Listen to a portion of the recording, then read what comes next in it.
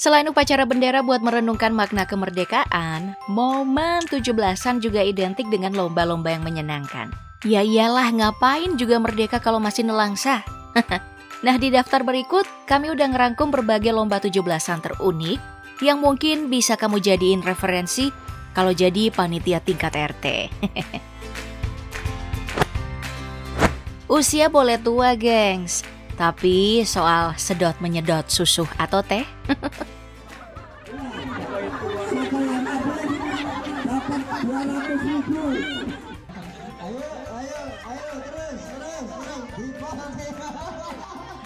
Skill para eyang ini sama sekali nggak menua. Ya, kalau di sekitar kompleks perumahan atau gangmu ada banyak lansia yang pengen nostalgia, mengenang masa balita nih maksudnya. Lomba unik kayak gitu mungkin bisa jadi ide yang bagus. Karena selain jadi hiburan buat yang muda-muda, kamu juga sekalian nyenengin orang tua.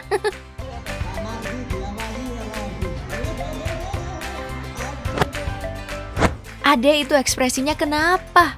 Pengen menang sampai segitunya.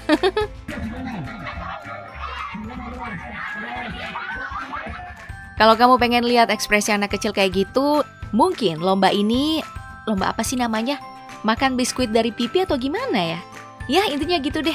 Kalau pengen ketemu ekspresi absurd anak kecil macam di video, lomba makan sesuatu dari pipi bisa jadi referensi nih. Asal jangan pakai jeli aja. Kasihan adenya, entar cemong. Soalnya abis bedakan.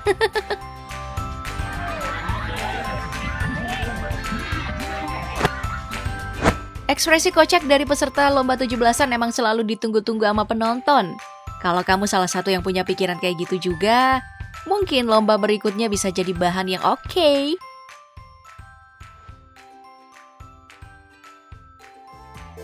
Aturannya sih gampang. Peserta tinggal niup lilin sampai mati. Tapi mukanya harus dipakein topeng elastis.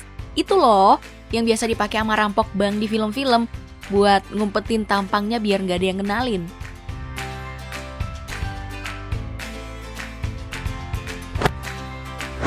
Balap karung paling asik sih emang dijadiin tontonan. Tapi kalau modelannya gitu mulu tiap tahun, jatuhnya malah bosen ya. Nah, kenalin nih, lomba berikutnya udah versi paling upgrade dah. Bukan lagi balap karung, yang ini namanya balap sarung. Pesertanya juga bukan sendiri-sendiri, tapi setim. Bisa 2-3 orang. Terus cocok buat semua usia dan jenis kelamin. Pak, bapak, bu, ibu, semuanya boleh ikut dah.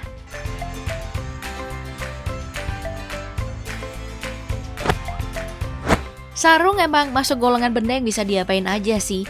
Jadi perahu, cambuk buat main sama temen, sampai kayak yang barusan kamu lihat, dijadiin bahan lomba 17-an. Cuman itu bukan satu-satunya cara manfaatin sarung. Selain buat balapan, benda yang satu ini bisa kepake juga buat lomba tarik-tarikan kayak gini nih. Kebalikan dari lomba sebelumnya, ini sama sekali bukan permainan tim. Karena setiap peserta mesti berdikari, cepet-cepetan dan adu kuat buat ngabisin makanan yang ada di kursi. Ya lumayan lah dijadiin alternatif kalau orang yang di tempatmu udah bosen sama tarik tambang.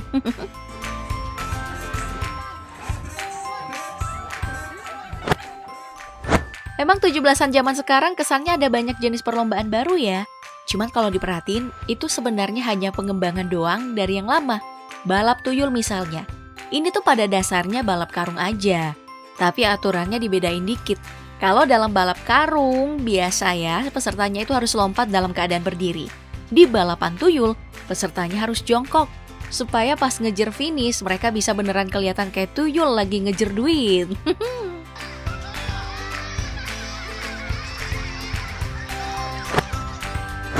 Normalnya waktu masih kecil, kamu kan yang disuapin sama emak. Tapi karena ini lomba 17-an, aturannya nggak selalu mesti kayak gitu. Di taman kanak-kanak atau PAUD, biasanya ada tuh lomba yang ngebalik aturannya.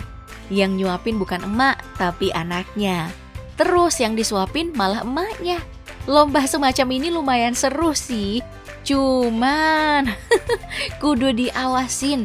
Karena bisa saja ajang balas dendam. Kayak yang dilakuin ada yang satu ini nih.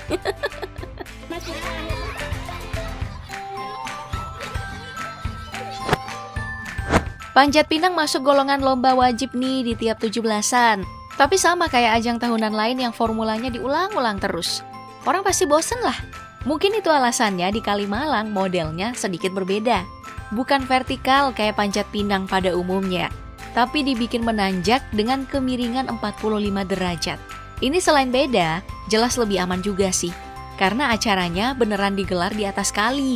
Jadi kalau jatuh bisa sekalian cuci badan. Cuman berarti lebih gampang karena dengan kemiringan kayak gitu peserta jadi terus-terusan meluncur kayak main perosotan.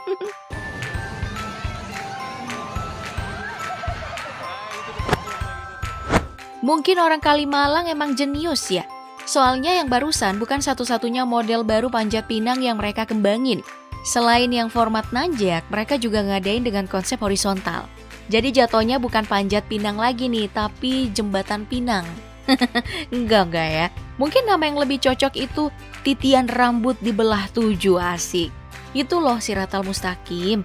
Sebelum orang nyebrang ke surga, terus di bawahnya ada neraka. Bedanya, ini yang di bawah jembatan bukan neraka, tapi cuman kali biasa. Maksudnya Kalimalang.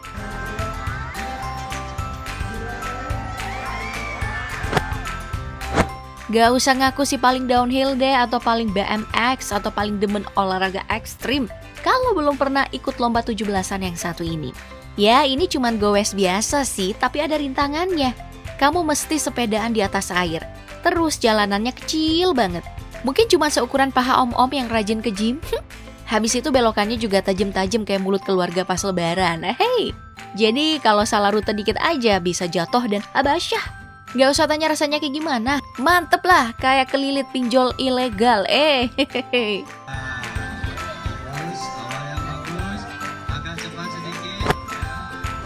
Lomba selanjutnya mungkin yang cringe buat jadi tontonan anak-anak. Apalagi kalau pesertanya bu ibu atau bapak-bapak. Aku juga rada serem sih mau jelasin aturannya. Padahal sebenarnya simple. Peserta cuma disuruh manggul kardus yang di dalamnya ada bola. Terus buat menang mereka harus goyang sejadi-jadinya sampai keluar. Ahai. Bolanya ya. Tuh kan serem. Tapi cobain aja, siapa tahu cocok sama orang di tempat kamu.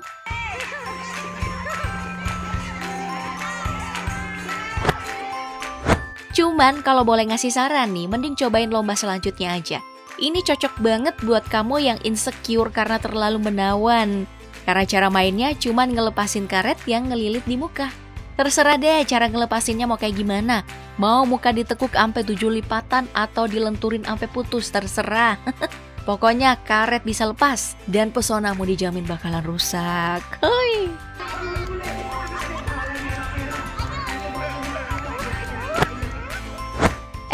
Kalau punya keluarga di WhatsApp yang demen giring opini pakai pesan hoax, mungkin lomba yang satu ini cocok nih buat mereka. Cuman yang digiring bukan opini sih, tapi kelapa. Terus alat giringannya bukan smartphone ya, tapi tongkat. Kayaknya kurang lucu deh.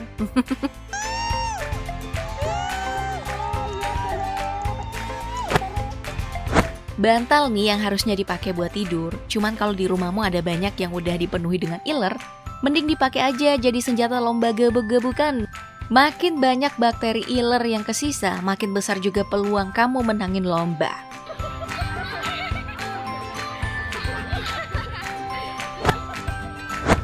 Dari tadi bercanda mulu ya. Oke lah, kalau memang mau serius kamu bisa nyobain lomba berikutnya. Aturannya gampang kok. Tinggal niup bola pingpong di atas barisan gelas yang diisiin air. Dari gelas pertama hingga ke gelas akhir. Udah. Itu aja. Kan serius.